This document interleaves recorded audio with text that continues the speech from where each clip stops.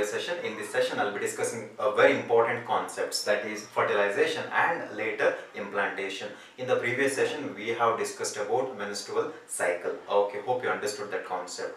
Here, before I discussed about fertilization, I just want to tell you certain things. Actually, here I have written some words, very important actually. The impotence or prostatomegaly or sterility, oligospermia, azoospermia and cryptorchidism. Okay, so what is exactly all these things? The impotence is nothing but if a male fails to maintain his erection during the coitus, then it is called as impotence. Because of this, obviously the coitus cannot happen, and as a result the sperms cannot be released or inseminated into the female reproductive system. This is one thing to remember. Prostatomegaly, this condition, this is nothing but enlargement of the prostate gland. You know what is prostate gland, correct? Okay, it is one of the accessory gland in the male reproductive system. The enlargement takes place within the male reproductive system. As a result, actually it blocks the urethra. So if urethra is blocked, obviously the urine cannot actually travel further into the urethral meatus, and as a result the male feels a difficulty in maturation. Okay, so that is one thing to remember. Obviously if the urethra is blocked, even actually the sperm cannot penetrate further or move further. That is one thing to remember. Prostatomegaly, enlargement of the prostate gland. Okay, then actually the sterility. Sterility is nothing but ultimately the sperm production, or it could be like inability of the male to fertilize the ovum. So that is actually the sterility. It could be because of all these reasons. Whereas oligospermia is nothing but a condition where if the sperm count is less than the required for fertilization, then it is called as oligospermia. What is azoospermia? It is a condition where male produces very less number of sperms. It could be like, we can consider it as like no sperms are produced within the male reproductive system. That is called as azoospermia. Oligo means less number of sperm required for fertilization, and then actually azoospermia is zero. It's like no sperm production. Cryptorchidism, what is it? This condition is nothing but the testes should be present within the scrotum. Scrotum is situated outside the abdominal cavity. Okay, so here what happened actually, cryptorchidism, in the sense the testis fails to descend inside the scrotum. Okay, it will remain within the body instead of scrotum. So this is actually the cryptorchidism. The testis fails to descend into the scrotum. So that is actually the condition. So these are all the male disorders actually, or male reproductive system disorders. Just remember it.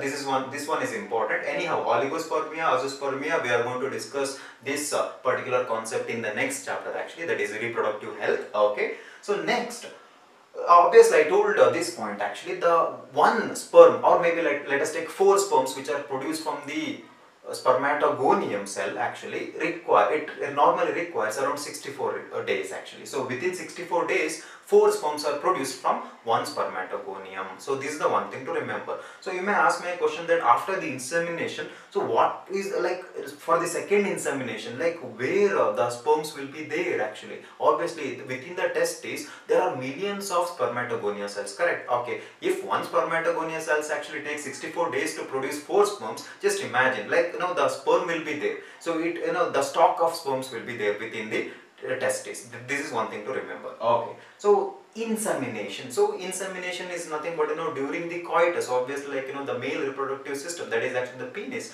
actually releases semen, that is around like 3.5 ml of semen actually into the female reproductive tract. So at that time, so within that 3.5 ml of semen, around 200 to 300 millions of sperms will be there. Okay, so during one insemination. So this is actually the required number of sperms for fertilization. Okay, so it is interesting, the number is huge here, the sperm count is huge here. Okay, but ovum is already 1, it is 1 actually always. Okay, so for the fertilization obviously we need only 1 sperm. Okay, it should penetrate into the ovum. So what will happen to the remaining millions of sperm? Obviously they cannot, I will talk about it when I talk about the fertilization process. What will happen to the rest of the sperms actually? Okay, so just remember, this is actually the required number of sperms for fertilization. Okay, then actually out of 200 to 300 millions of sperms, minimum 60% of the sperms should have normal shape. This is very important. You have already studied the structure of the sperm, right? So 60% of the sperm should have that structure actually. That is actually the normal shape and structure. Then out of 60%, now if you take 60%, the 40% of the sperm should show vigorous motility. All sperm should show the capacity to move. Like it should be motile actually within the female reproductive system. If you take female reproductive system, it is not easy for the sperms to reach the what you call fallopian tube. So there are so many challenges. They have to face challenges actually. I'll talk about it. Okay. So these 2 points are very important for your need. Remember it. 60% of the sperm, normal shape. 40% of the sperm, vigorous motility. Very, very important. Please note this point actually. Then actually what is smegma? Okay. If you just take the male reproductive system, that is actually the external genitalia. Okay. So this is the external genitalia. And you know that actually this is this particular structure, the glans penis, this is the glans penis, which is covered by a loose skin. We call it as foreskin. Okay, so beneath the loose skin here, this particular structure, I am talking about the gland, just behind the glans penis. Okay, so there are cells, we call it as sensory cells. Even there are certain epithelial cells actually which secretes a whitish discharge. Okay, I'll just write here, a whitish discharge. This whitish discharge is called as the smegma. Just remember it. Okay, the smegma, if the amount of the smegma production is more, obviously it is not good for the male. Okay, so the male has to take care of this. Matlab, like he has to clean the smegma. Okay, otherwise it may lead to the what I call the penis cancer. Okay, so this is a very important thing to remember. Smegma. Okay. Next, we'll talk about the female reproductive system disorders. Here I have written amenorrhea. What is amenorrhea? Amenorrhea is nothing but absence of menstrual cycle. See, regular menstrual cycle is very, very important for or to achieve fertilization. If there is any slight irregularity in menstrual cycle, obviously fertilization cannot take place. Correct? Okay, because obviously we know that if you take an average, or it normally completes within 28 days. Okay, exactly on the 14th day of the MC, the ovulation takes place. Okay, this is very important actually. If a menstrual cycle doesn't take place, or if the menstrual cycle is irregular, let us take like instead of 28 days in a particular woman, she takes around 56 days for the completion of one menstrual cycle, or for the completion of one ovulation. That is difficult. Correct? Or it could be like sometimes 3 months or sometimes 4 months for one menstrual cycle. So it varies from female to female. So this is one thing to remember. If that female exhibiting the menstrual cycle at a particular time or duration, that is let us take 28 days, then actually there is high possibility of fertilization. Okay, so amenorrhea means absence of menstrual cycle. Just remember it, amenorrhea. Okay, there are so many types actually in amenorrhea. We'll not talk about it. It is not required.